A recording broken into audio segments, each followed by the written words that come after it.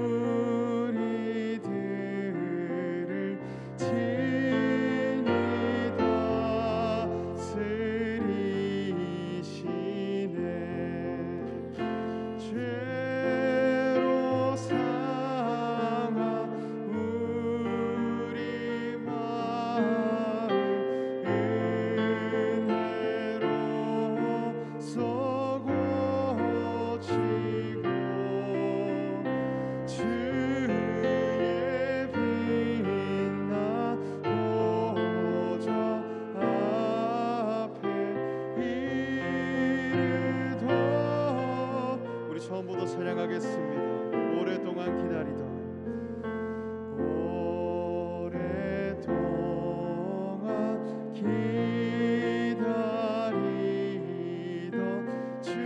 주님 강림하셔서 죄의 매인 백성들을 자유하게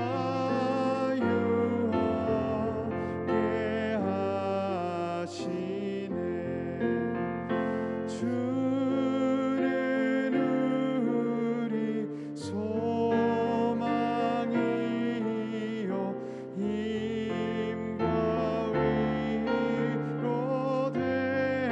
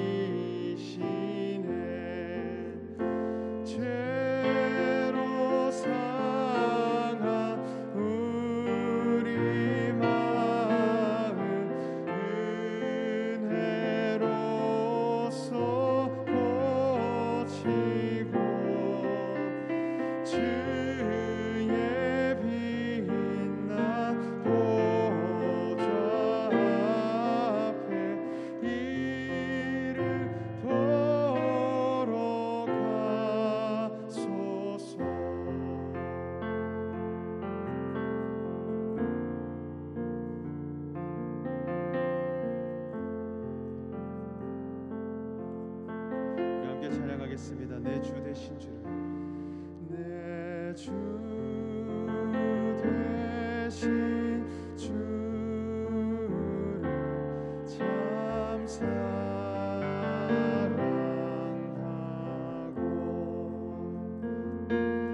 곧 그에게 죄를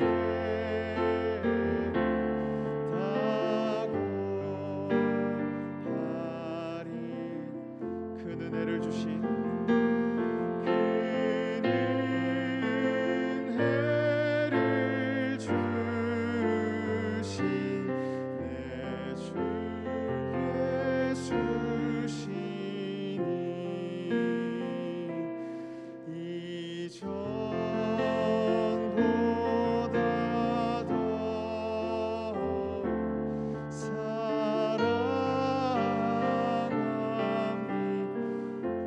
사랑하사 주 날 사랑하사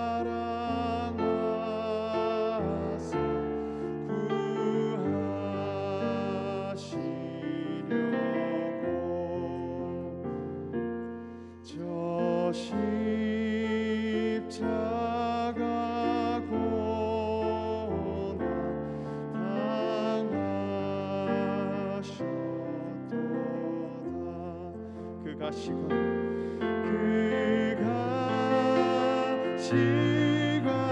쓰신 내 주 배우니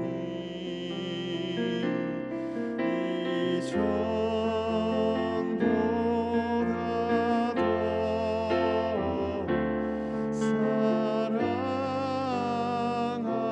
사랑합니다. 내 평생에 힘쓰 내 평생에 힘쓰 그 큰 의문을 주 예수의 덕을 늘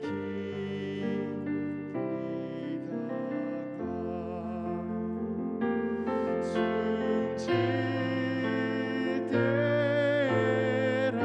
때라도 내 할 말씀이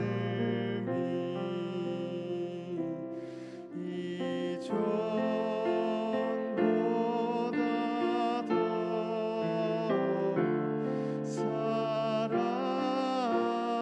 사랑합니. 그 영광의 구주, 큰 영광의 구주 날 사랑하사 그 풍성한 은혜 더하시리니. 금별유관쓰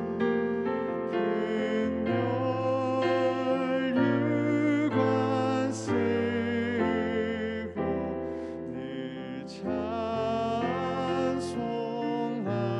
말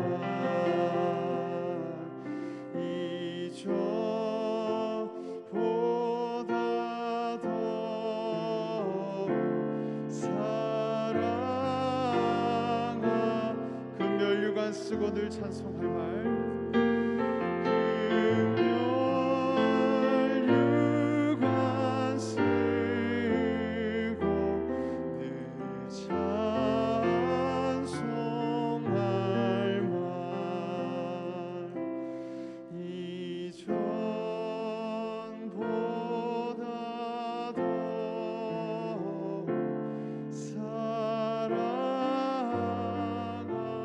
사랑합니다.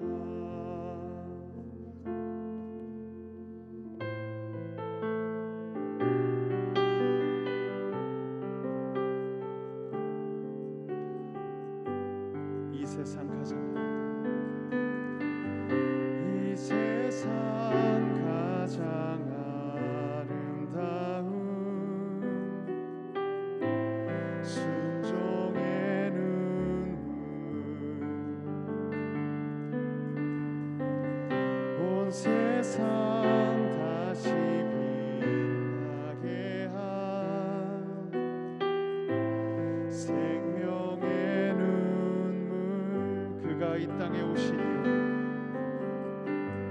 그가 이 땅에 오신 이유 죽어야 살게 되고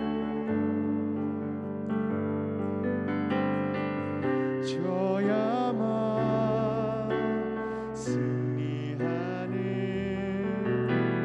놀랍고 영원한 신비 지으신 그대로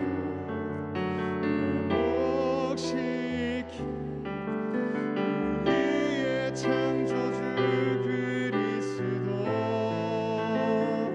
십자가의 길로 아버지 뜻 이루셨네 그가 이 땅에 오신 이유 이제 우리에게 맡겨진 그 소망 그 사랑 그 생명 아름답고 눈부신 십자가의 길 우리가 이 땅에 살아갈 이유 우리 한 번 더 찬양하겠습니다. 이 세상 가장 아름다운 순종의 눈물 온 세상 다시 빛나게 한 생명의 눈물 그가 이 땅에 오신 이유 그가 이 땅에 오신 이유 죽어야 살게 되고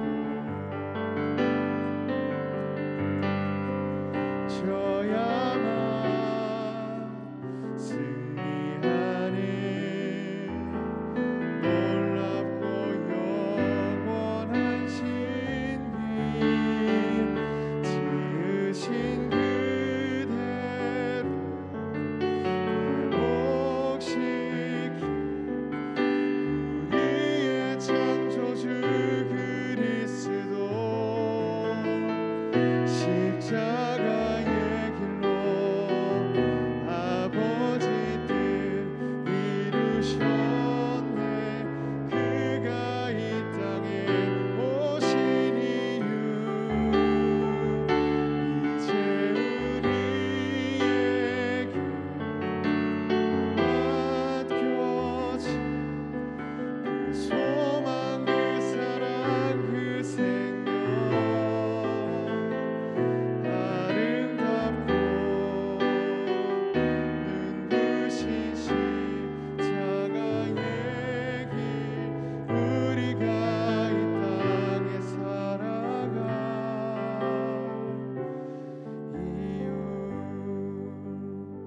우리 시간 함께 기도하실 때에 주님의 오심을 간구하며 함께 기도하겠습니다. 지으신 그대로 나를 회복시키신 그 주님의 거룩한 탄생이 오늘 내 삶 가운데 있게 하시고 새 생명으로 거듭나는 그 기쁨이 날마다 충만케 해달라고 우리 함께 주님의 오심을 간구하며 함께 기도하겠습니다. 기도하겠습니다. 내 삶 속에 다시 오시옵소서. 주님의 오심을 기대합니다. 주님의 오심을 간구합니다. 지으신 그대로 나를 회복시키시고 하나님 창조하실 때 매겨놓으셨던 그 그리스도의 진리를 우리 삶 가운데 회복시켜 주시옵소서.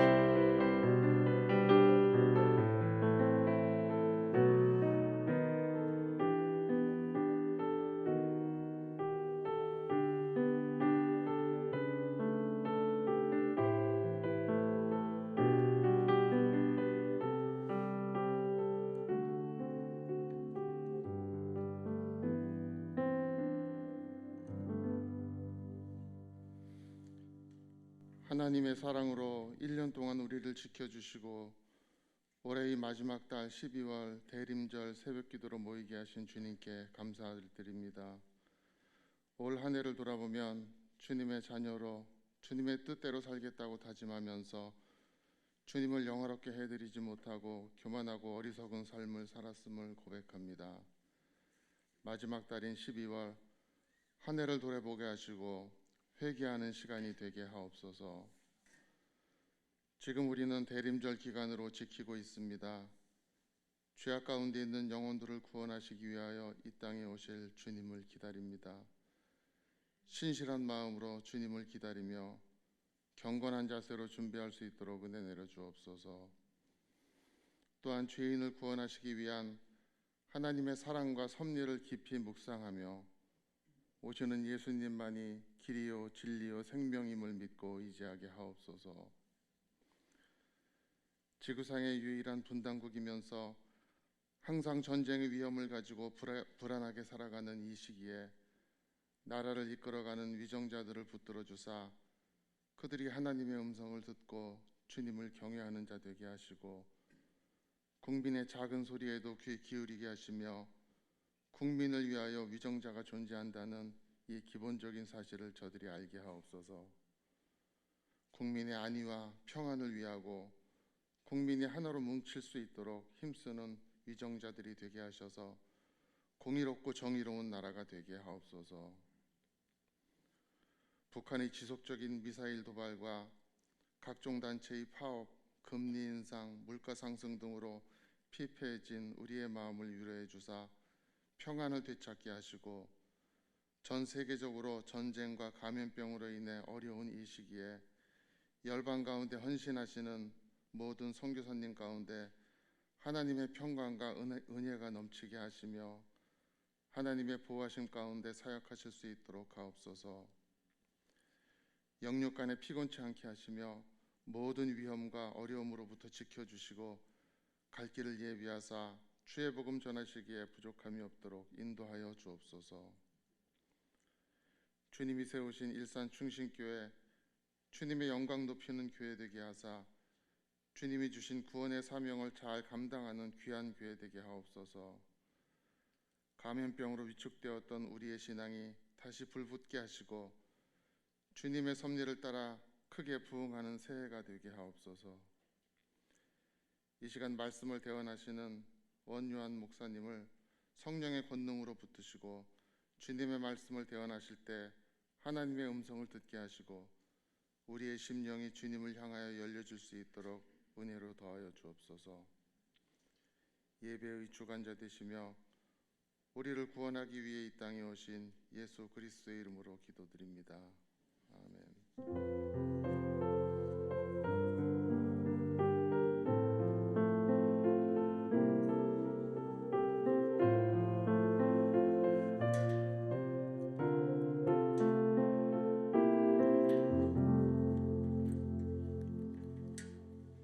오늘 하나님이 우리에게 주신 말씀은 출애굽기 19장 1절에서 6절의 말씀입니다. 출애굽기 19장 1절에서 6절의 말씀, 오늘 성경 봉독은 손성우 집사, 박재우 집사의 아들 손장훈 청년이 성경 봉독해 주시겠습니다. 이스라엘 자손이 애굽 땅을 떠난 지 3개월이 되던 날 그들이 시내 광야에 이르니라. 그들이 리비딤을 떠나 시내 광야에 이르러 그 광야에 장막을 치되 이스라엘이 거기 산 앞에 장막을 치니라. 모세가 하나님 앞에 올라가니 여호와께서 산에서 그를 불러 말씀하시되 너는 이같이 야곱의 집에 말하고 이스라엘 자손들에게 말하라. 내가 애굽 사람들에게 어떻게 행하였음과 내가 어떻게 독수리 날개로 너희를 업어 내게로 인도하였음을 너희가 보았느니라. 세계가 다 내게 속하였나니 너희가 내 말을 잘 듣고 내 언약을 지키면 너희는 모든 민족 중에서 내 소유가 되겠고 너희가 내게 대하여 제사장 나라가 되며 거룩한 백성이 되리라. 너는 이 말을 이스라엘 자손에게 전할지니라. 아멘. 네. 오늘 학가다 말씀 에베소서 2장 22절의 말씀입니다. 다 같이 세 번 학가다 하시겠습니다. 에베소서 2장 22절 말씀. 너희도 성령 안에서 하나님이 거하실 처소가 되기 위하여 그리스도 예수 안에서 함께 지어져 가느니라. 에베소서 2장 22절 말씀. 에베소서 2장 22절 말씀. 너희도 성령 안에서 하나님이 거하실 처소가 되기 위하여 그리스도 예수 안에서 함께 지어져 가느니라. 에베소서 2장 22절 말씀. 에베소서 2장 22절 말씀. 너희도 성령 안에서 하나님이 거하실 처소가 되기 위하여 그리스도 예수 안에서 함께 지어져 가느니라. 에베소서 2장 22절 말씀. 아멘. 네, 오늘 대림절 특별 새벽기도에 오신 여러분들을 사랑하며 환영합니다. 오늘도 하나님의 풍성한 은혜와 사랑이 가득 넘치는 귀한 시간 되셨으면 좋겠습니다. 저번 주에 제가 했던 본문은 아브라함이 하나님과 언약을 맺었던 창세기 15장에 관한 내용이었습니다. 그 언약에서의 중요한 핵심은 하나님이 우리와 맺으시는 관계, 또 하나님이 이루어가시며 하나님이 완성시켜 주시는 관계임을 함께 말씀드렸죠. 언약식의 기본은 짐승을 쪼개놓고 그 언약을 맺는 당사자들이 쪼갠 짐승 사이를 지나가면서 이루어지게 됩니다. 그러면서 그들은 이렇게 이야기하죠. 만약 이 언약을 어길 시에 언약을 어긴 사람은 이 짐승처럼 쪼개진다라는 굉장히 무서운 내용이 담겨져 있는 이야기입니다. 그런데 하나님은 사람처럼 형상이 없으시기 때문에 출애굽기 말씀처럼 하나님의 임재는 구름과 불로서 대체됩니다. 창세기 15장의 언약을 맺는 장면을 그래서 보시면은 그 연기와 불이 쪼개진 짐승 사이를 지나갔다라고 말합니다. 다시 말해 하나님이 지나가신 것을 보여주고 있죠. 그 다음에는 아브라함이 사실 지나가야 합니다. 그런데 이 말씀에서 보시면 아브라함은 그 말씀의 어디에도 그 쪼개진 짐승 사이를 지나갔다라는 이야기가 등장하지 않습니다. 그러면서 하나님의 말씀은 이후 이렇게 진행됩니다. 하나님이 그때 아브라함과 언약을 맺으셨다. 여러분, 우리들의 생각으로 이해할 수 없는 그림입니다. 우리와 별반 다를 것이 없을 것처럼 보이지만 이 당시 언약을 맺는 것에 대해서 잘 알고 있는 그들에게 매우 중요한 내용이 빠져 있었던 겁니다. 아브라함이 그 길을 마땅히 걸어가야 했는데 아브라함이 건너가야 하는 바로 그 길을 건너가지 않은 채 하나님을 언약을 맺으십니다. 그리고 이 말씀은 우리들에게 무엇을 보여주고 있습니까? 하나님이 아브라함과의 언약, 그 관계를 이뤄가시겠다라는, 우리의 연약함 속에서, 우리의 신실하지 못함 속에서도 너와의 언약을 내가 이루겠다라는 하나님의 마음, 그 하나님의 말씀이 담겨져 있는 부분이라고 설명드렸습니다. 그렇기에 연약한 아브라함, 무너지고 실패한 아브라함, 또한 저와 여러분들과 같은 우리 역시도 무너지고 어려운 상황 속에서도 우리의 손을 놓치지 않으신 하나님, 그 언약을 이루어 주신 하나님에 대한 이야기가 창세기 15장에 나오는 언약, 아브라함의 언약입니다. 그런데 원래 이렇게 계획하진 않았지만 또다시 제가 언약에 대한 이야기를 함께 나누게 되었습니다. 바로 시내산에서 이스라엘 백성들과 하나님이 맺으신 모세의 언약이라고 불리기도 하며 신약 성경에서는 옛 언약이라고 표현되는 바로 그 언약을 맺는 장면이 오늘 나오는 말씀입니다. 오늘 말씀 1절은 이 말씀의 배경을 우리들에게 설명해 주고 있습니다. 한번 1절의 말씀을 같이 한번 읽어보겠습니다. 1절입니다. 시작. 이스라엘 자손이 애굽 땅을 떠난 지 3개월 되던 날 그들이 시내 광야에 이르니라. 이스라엘 자손이 출애굽한 지, 광야를 지난 지 3개월이 되던 어느 날이라고 말하면서 이야기를 시작합니다. 애굽에서 종노릇하면서 살아갔던 삶을 벗어나고 그들은 하나님의 은혜로 출애굽했습니다. 또한 종으로서의 삶이 이제 끝나고 홍해를 건넙니다. 그리고 그 홍해를 건너 광야의 삶을 지나갑니다. 모든 광야의 여정 속에서 하나님이 그들을 먹이시고 입히시며 인도하시며 싸우십니다. 그러한 걸음 속에서 드디어 그들은 한 곳에 도착합니다. 오늘 말씀에 나오는 시내 광야, 시내 산에 도착합니다. 여기서 이스라엘 백성들은 대략 1년간을 멈춰 있습니다. 사실 가나안 땅으로 곧장 들어가면 좋을 것 같지만 하나님은 이 장소에 멈춰서 그들과 무언가를 하십니다. 그렇게 이 장소, 이곳에서 일어나는 그 무언가는 당연히 중요한 의미를 가질 수밖에 없는 겁니다. 여러분, 출애굽기 3장에 보시면은 하나님은 모세와의 만남을 가지십니다. 그때 모세에게 이스라엘 자손들을 내가 건지고 구해내고 나서 하나님은 모세에게 이렇게 이야기하십니다. 너희가 이 산에서 하나님을 섬길 것이다 라고 이야기를 하시죠. 하나님을 예배하는 자리로 부르겠다라는 말씀, 그 말씀이 바로 이 시내산 19장에 등장하는 매우 중요한 흐름입니다. 하나님은 바로 이곳에서 그들이 하나님을 예배하는 예배자의 삶으로서 살아가는 그 걸음들을 걸어가길 원하셨습니다. 사실 오늘 말씀은 신약 성경에서 옛 언약에 해당되는 부분이기 때문에 옛 언약과 예수 그리스도로 나타나게 된 새 언약을 비교하면서 내용을 이야기를 하는 게 사실 성경 전체를 이야기하기에는 훨씬 더 좋습니다. 그러나 오늘 제가 나눠드릴 본문은 이 시내산 언약이기 때문에 오늘은 그렇게 비교하기보다는 이 옛 언약에 담겨 있는 하나님의 깊은 의미들을 함께 살펴보고자 합니다. 먼저 우리 5절 6절의 말씀을 같이 한번 읽어보겠습니다. 5절 6절의 말씀인데요, 같이 한번 읽어보겠습니다. 시작. 세계가 다 내게 속하였나니 너희가 내 말을 잘 듣고 내 언약을 지키면 너희는 모든 민족 중에서 내 소유가 되겠고 너희가 내게 대하여 제사장 나라가 되며 거룩한 백성이 되리라. 너는 이 말을 이스라엘 자손에게 전할지니라.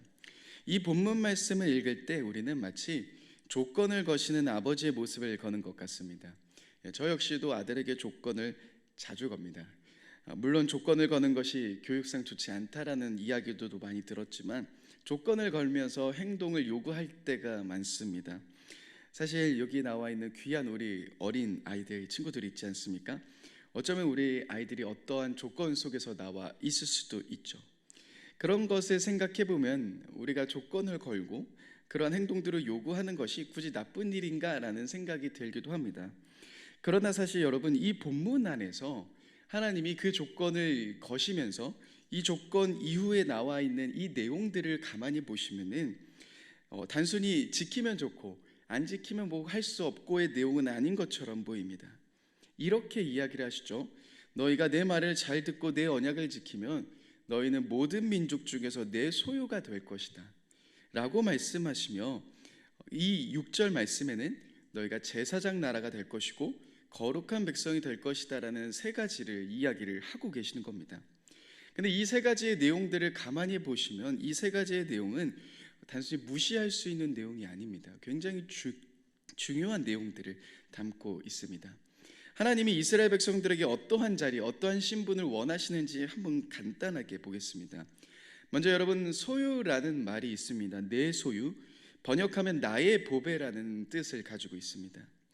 특별히 이 말씀을 잘 이해하시기 위해서는 말라기 3장 17절의 말씀도 함께 봐야 됩니다. 말라기 3장 17절을 나중에 한번 보시면은 이렇게 이야기합니다. 제가 한번 읽어드리겠습니다. 만군의 여호와가 이르노라. 나는 내가 정한 날에 그들을 나의 특별한 소유로 삼을 것이요 또 사람이 자기 일을 섬기는 아들을 아낌같이 내가 그들을 아끼리니 라는 대목이 나옵니다. 여러분, 이 말씀에 나와 있는 특별한 소유는 이 출애굽기에 나와 있는 19장에 나와 있는 소유와 같은 단어입니다. 근데 이 소유, 말라기 3장 17절에 나와 있는 특별한 소유와 병행하고 있는 그 말씀이 이 말라기 3장 17절 하반절에 나오는데, 소유라고 번역되어 있는 그 단어와 연결되어 있는 단어가 바로 섬기는 아들로 연결이 되어 있습니다. 그러니까요 여러분, 특별한 소유라는 말은 다시 말해 섬기는 아들을 이야기를 합니다. 아들이 아버지께 드리는 일종의 헌신과 같은 섬김을 이야기를 하고 있다는 겁니다. 다시 말해 하나님의 소유가 된다라는 것, 하나님을 섬긴다라는 것이며 하나님의 아들로서, 자녀로서 아버지를 섬기는 것 같은 섬김에 대한 이야기를 하고 있다는 겁니다. 여러분, 만약 저희 집에 방탄소년단 뷔가 놀러 오겠다라고 이야기를 한다면 어떻겠습니까? 제가 식사를 준비하겠죠. 제가 집에 있는 여러 가지를 세팅할 겁니다. 방탄소년단이 너무 젊죠? 그러면은 이명웅이 온다 생각해 보십시다. 저희 집에 이명웅이 온다라고 하면은 여러분, 제가 만든 요리를 먹고 싶다고 하면은 제가 열심히 요리를 만들겠죠. 그러한 모든 일들을 그런 모든 섬김을 저는 일처럼 여기지 않을 겁니다. 굉장한 특권처럼 여길 겁니다. 야, 내가 이명웅을 초대할 수 있다고? 우리 집에 이명웅이 온다라는 그런 특권이 느껴질 겁니다. 하물며 여러분, 유명한 그 누군가를 초대하는 것도, 그 누군가를 우리 집에서 모시는 것도 우리는 그것이 일처럼 느껴지지 않고 그것이 굉장한 특권처럼 여겨지는데, 우리가 섬기고 있고 우리가 예배하고 있는 그 놀라운 하나님을 섬길 수 있는 특권은 얼마만큼 영광스럽겠습니까? 사실 우리가 이곳에서 여러 직분을 감당합니다. 우리가 사람을 위해서 하기보다 사실 우리들의 모든 섬김은 하나님을 위해서 아닙니까? 그러니 우리의 섬김이라는 것 자체가 사실은 굉장히 영광스러운 자리입니다. 그런데 하나님은 이렇게 섬기는 그들을 말라기 3장 17절에 아끼신다라는 표현까지 사용하십니다. 이스라엘 백성들이 그러니 하나님의 소유된 자로서 하나님을 섬길 수 있는 특권, 그리고 또 하나님이 아끼시는 자들, 이러한 부분들이 굉장한 특권을 가지고 있는 말씀이라고 할 수 있습니다. 굉장히 특권이 있는 신분인 거죠. 그렇다면 여러분, 제사장 나라와 거룩한 백성은 어떤 의미를 갖고 있습니까? 사실 제사장 나라라는 의미는 뒤에 있는 거룩한 백성과 함께 연결시켜서 이해해야지만 보다 구체적으로 잘 이해할 수 있습니다. 우리가 제사장 나라라고 했을 때 흔히 많이 들었던 설교는 제사장은 하나님과 사람 사이를 중재하는 중재자의 역할을 한다라는 것을 우리는 알고 있고 그러한 의미들을 많이 들었습니다. 물론 그런 의미들도 있지만 사실은 이 말씀에서 보여주고 있는 이미지는 조금 다릅니다. 이 말씀에서 우리가 읽진 않았지만 22절의 말씀을 여러분 나중에 한번 보시면 22절의 말씀은 이렇게 이야기합니다. 제가 한번 읽어드리겠습니다. 또 여호와께서 가까이 하는 제사장들에게 그 몸을 성결히 하게 하라. 나 여호와가 그들을 칠까 하노라. 네, 이 말씀에서 등장합니다. 제사장이 등장하죠. 근데 그 제사장 앞에 수식되고 있는 단어가 무엇입니까? 말이 무엇입니까? 여호와에게 가까이 하는, 다시 말해 제사장이라는 신분 자체는 하나님을 가까이 만나는 그러한 신분이라는 겁니다. 그런데 하나님은 이스라엘에게 제사장 나라가 된다라고 이야기를 하십니다. 그것은 하나님이 그들과 가까이 만나시겠다라는 의미, 그 약속이 담겨져 있는 의미입니다. 또한 거룩한이라는 단어를 여러분 생각해 보십시다. 우리는 흔히 이 거룩을 구별, 분별이라는 단어로서 해석합니다. 그래서 우리는 거룩한 백성이라고 이야기했을 때 그래 세상에서 내가 구별된 자로서 살아가야 하지, 분별된 자로서 살아가야 하지라는 것으로 해석합니다. 그러나 이 거룩이라는 것을 생각해 보십시다. 여러분, 거룩이라는 것은 언제 필요합니까? 거룩하신 하나님의 처소에 나아가는 자들에게 요구돼야 되는 것이 바로 거룩함입니다. 다시 말해 거룩한 백성이라는 것은 이 단어 역시도 무엇을 가리킵니까? 거룩하신 하나님을 만날 수 있는 거룩한 백성이라는 뜻을 갖고 있는 겁니다. 한마디로 제사장 나라와 거룩한 백성은 하나님을 만날 수 있는, 하나님과 함께 할 수 있는, 하나님과 동행할 수 있는 그러한 특권을 가진 민족이 되겠다라는 그 약속이 담겨져 있는 본문의 말씀이라는 겁니다. 여러분, 하나님은 이스라엘과 함께 거하길 원하셨습니다. 이것은 정말 중요한 사실입니다. 하나님이 단지 그들이 어려워서 도와주시고 그들에게 집 마련해 주시는 내용이 성경의 내용이 아닙니다. 하나님은 그들과 함께 걸어가길 원하셨습니다. 그들의 그 모든 여정 속에서 하나님은 그들과 동행하길 원하셨고 그들과 만나길 원하셨습니다. 그렇기에 시내산에서 그들을 멈추고 이 언약을 맺으신 겁니다. 내가 너와 함께 있길 원한다라고 말씀하시며 제사장 나라 거룩한 백성의 삶을 이야기하십니다. 하나님과 함께 동행하는 삶, 하나님을 가까이 만나는 삶, 하나님의 소유로서의 삶을 이야기하십니다. 아담에게 말씀하셨던, 아브라함에게 말씀하셨던 하나님의 복을 온 땅 가운데 나타낼 수 있도록 하나님을 섬기도록 그들을 사용하길 원하셨던 겁니다. 이러한 신분으로 그들이 살아가길 원하셨다는 거죠. 그러니 여러분, 엄청난 특권이 들어가 있는 오늘의 말씀입니다. 하나님이 요구하시는 조건들을 그렇게 우리는 가볍게 볼 수가 없습니다. 당연히 이 말씀에 나오는 너희가 내 말을 잘 듣고 지키면이라는 의미는 우리가 생각했을 때 우리가 생각하는 것보다도 훨씬 더 무게감 있는 말입니다. 그런데 여러분, 이 본문의 말씀은 분명 조건적입니다. 이전에 제가 아브라함의 언약에 대해서 이야기했을 때처럼 하나님의 전적인 은혜, 하나님의 전적인 행동이 아닌 이 말씀은 분명히 조건적인 것처럼 보입니다. 쌍방적인 방향처럼 보입니다. 백성들에게 순종을 요구하시는 것처럼 보입니다. 하지만 웰럼이라는 신학자는 단순히 이 본문을 조건적 언약으로 생각하면 안 된다라고 이야기를 합니다. 왜냐하면 4절의 말씀이 그 첫 출발을 이야기하고 있기 때문이죠. 여러분 4절의 말씀을 같이 한번 읽어보겠습니다. 4절의 말씀입니다. 같이 한번 읽어보겠습니다. 시작. 내가 애굽 사람에게 어떻게 행하였음과 내가 어떻게 독수리 날개로 너희를 업어 내게로 인도하였음을 너희가 보았느니라. 이 본문의 말씀은 사실 무엇으로부터 출발하고 있습니까? 하나님이 조건을 거시는 조건적 언약에 대한 이야기를 하시기 전에 4절의 말씀은 무엇을 이야기합니까? 내가 너희를 어떻게 인도했는지를 봐라. 내가 애굽 사람들에게 어떻게 행동했는지 봐라라고 이야기를 하십니다. 내가 너희를 독수리 날개로 업었고 내가 너희를 내게로 인도하지 않았냐. 하나님은 이스라엘 백성들에게 다시금 이렇게 이야기하십니다. 너희의 힘으로써 너희의 능력으로서 너희가 잘해서 이곳까지 올 수 있었냐? 아니다. 내 전적인 은혜와 내 전적인 능력과 내가 너희를 지금 이곳까지, 내가 있는 이곳까지 너희를 인도하지 않았느냐라는 이야기를 꺼내고 계시는 겁니다. 다시 말해 하나님은 오늘 조건적인 언약을 이야기하시기 전에 하나님의 엄청난 은혜를 설명하고 계시는 겁니다. 아무런 능력 없었고 아무런 힘 없었던, 벗어날 수 없었던 너희를 내가 독수리 날개로 이곳까지 업어왔다는 겁니다. 엄청난 하나님의 은혜를 먼저 설명하고 계십니다. 그렇기에 모세의 언약, 바로 이 언약 역시도 사실 출발은 하나님의 전적인 은혜로서 출발한다는 겁니다. 분명히 조건적처럼 보입니다. 그러나 하나님이 요구하시는 순종과 언약의 준수는 이스라엘의 구원을 위해서가 아닙니다. 그것은 하나님이 의도하신 대로 특별한 역할을마다 그들이 하나님을 섬길 수 있게 하기 위함이었다는 겁니다. 구원을 위해서가 아닌 하나님을 섬길 수 있도록 그 새로운 신분 속에서 그들이 살아갈 수 있도록 하나님이 요구하셨다는 겁니다.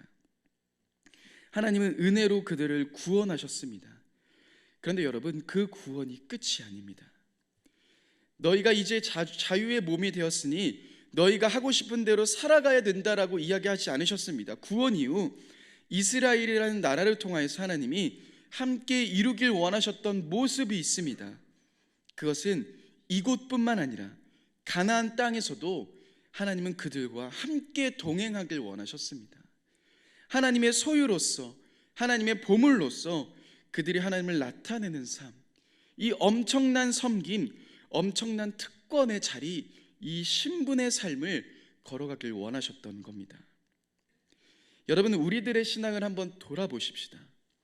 하나님의 궁극적인 바람은 구원받은 우리들이 하나님과 함께 계속해서 동행하며 하나님과 함께 걸어가며 하나님과 가까이하며 교제하며 하나님이 주시는 복을 이 땅 가운데 흘려보내는 그 엄청난 특권 같은 삶을 걸어가길 원하셨습니다. 이스라엘에게도 그렇게 하길 원하셨고요, 오늘 이곳에서 예배드리고 있는 저와 여러분들에게도 동일하게 하나님은 말씀하고 계십니다. 그런데 여러분, 우리들의 모습은 어떠합니까? 때론 우리는 탕자의 형과 같은 모습처럼 생활합니다. 나에게 주어진, 내가 누릴 수 있는 엄청난 특권이 있지만 전혀 그 특권을 누리지 못하고 스스로 종처럼 살아갑니다. 그러면서 흥청망청 살았던 둘째 아들을 위해 잔치를 벌이시는 아버지 앞에 분노하며 섭섭한 감정을 내비칩니다. 나에게 주어진 엄청난 자격, 나의 모든 것이 다 너의 것이 아니냐라고 하는 그 아버지의 마음과는 전혀 다르게 스스로 종처럼 가둔 채 무언가 열심을 냅니다. 무언가 많은 것을 합니다. 그러나 여전히 종과 같은 신분으로 스스로가 살아갑니다. 하나님과의 관계에서도 그렇고 세상 속에서도 우리는 무엇인가 종처럼 살아갑니다. 사랑하는 여러분, 우리가 이곳에서 예배드리는 이유는 무엇입니까? 이 예배는 나의 구원을 유지하기 위한 수단이 아닙니다. 또한 우리가 하나님의 말씀을 읽는 이유가 무엇입니까? 우리가 계속해서 기도하며 나아가는 이유가 무엇입니까? 그것은 구원을 유지하는 수단이 아닙니다. 구원받는 자로서 하나님이 주신 엄청난 은혜에 감사하며 감격하며 찬양하며 그 하나님을 섬기는 특권을 받았기에 그 하나님을 예배하며 그 하나님께 찬양하며 그 하나님께 감사하는 우리들의 삶 아닙니까? 여러분, 우리는 왜 세상 속에서 일을 합니까? 단순히 나의 먹고 사는 문제만을 위해서입니까? 아닙니다.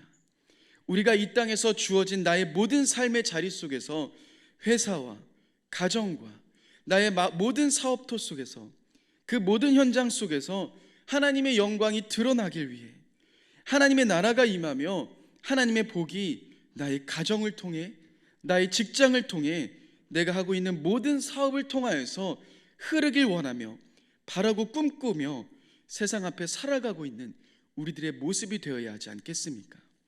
이 놀라운 신분이 바로 우리가 살아갈 수 있는 삶, 우리가 살아가야 하는 특권과 같은 모습이라는 겁니다. 그런데 어느 순간 우리들의 모습이 세상과 같은 곳을 바라보고 있는 것 같습니다.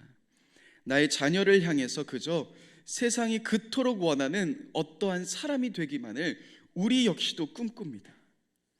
또한 내가 하는 일, 내가 하는 모든 활동이 단지 사람들이 추구하는 것처럼 안락함, 평안함, 풍족함만을 위한 수단이 되어버립니다. 하나님께 예배드립니다. 하나님께 기도합니다. 그러나 하나님과의 만남을 기대하고 간구하기보다는 그저 나의 어려운 마음에 위로받기 위한 무엇인가 나의 모습 속에서만 초점 맞추고 있는 우리의 예배와 우리의 기도의 생활이 되어버렸습니다. 사랑하는 여러분, 우리가 다시금 회복해야 되는 자리가 있습니다. 하나님은 이스라엘 백성들을 향해 그들이 하나님과 더 깊이 만나는, 하나님과 가까이 하는 제사장 나라, 거룩한 백성으로 그들이 살아가길 원하셨습니다. 그 특권을 부여해 주길 원하셨습니다. 또한 하나님의 보배로 내가 가장 아끼는 소유, 하나님을 섬기며 이 땅 가운데 하나님을 드러내는 복된 삶을 살아가길 원하셨습니다. 그렇게 우리는 다시금 집중해야 합니다. 하나님이 이스라엘 백성들에게 이 특권과 같은 엄청난 신분의 삶을 이야기하셨던 것처럼, 그리고 그 신분을 이야기하기 전에 하나님이 베풀어 주셨던 은혜를 기억하게 하셨던 것처럼 우리 역시도 다시금 이 대림절 하나님이 우리에게 베풀어 주신 그 엄청난 은혜를 기억해야 합니다. 아무런 자격 없는 우리를 지켜주시고 보호하시며 이끄셨던 하나님, 나의 삶을 여기까지 신실하게 이끄셨던 그 하나님의 은혜 앞으로 나아갈 때 우리는 다시금 하나님이 우리에게 말씀하시는, 우리에게 약속하시는 이 엄청난 신분을 가진 자의 삶을 살아갈 수 있게 됩니다. 여러분, 다시금 우리가 하나님을 바라보며 나아가십시다. 다시금 이 하나님의 은혜 앞에서 오늘 나의 하루의 삶을 주님께 드리며 주님이 말씀하신 하나님의 소유가 된 삶, 하나님을 섬기며 이 땅 가운데 하나님을 나타내는 삶, 또한 제사장 나라와 거룩한 백성의 삶, 하나님 앞으로 더 가까이 나아가며 하나님과 교제하며 하나님과 함께 만나며 하나님과 더 깊은 사랑을 나누는 귀한 우리들의 삶, 우리 일산중심교회 모든 성도님들이 되셨으면 좋겠습니다. 함께 기도하겠습니다. 사랑의 주님, 어느 순간 우리들의 시선이 세상으로 참 많이 향해 있었습니다. 세상이 원하는 바대로 살아가길 원하며 세상이 말하는 가장 높은 신분의 삶을 꿈꾸던 우리들의 모습이었습니다. 그러나 주님, 다시금 우리가 주님이 우리에게 말씀하신 이 엄청난 특권의 삶을 기억하길 원합니다.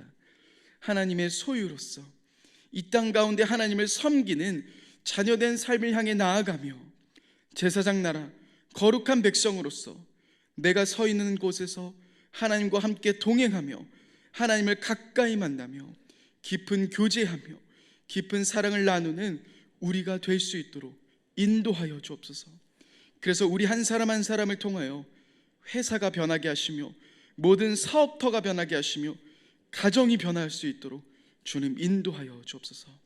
하나님의 놀라운 은혜의 삶을 살아가는 우리가 되길 원합니다. 감사합니다. 사랑합니다.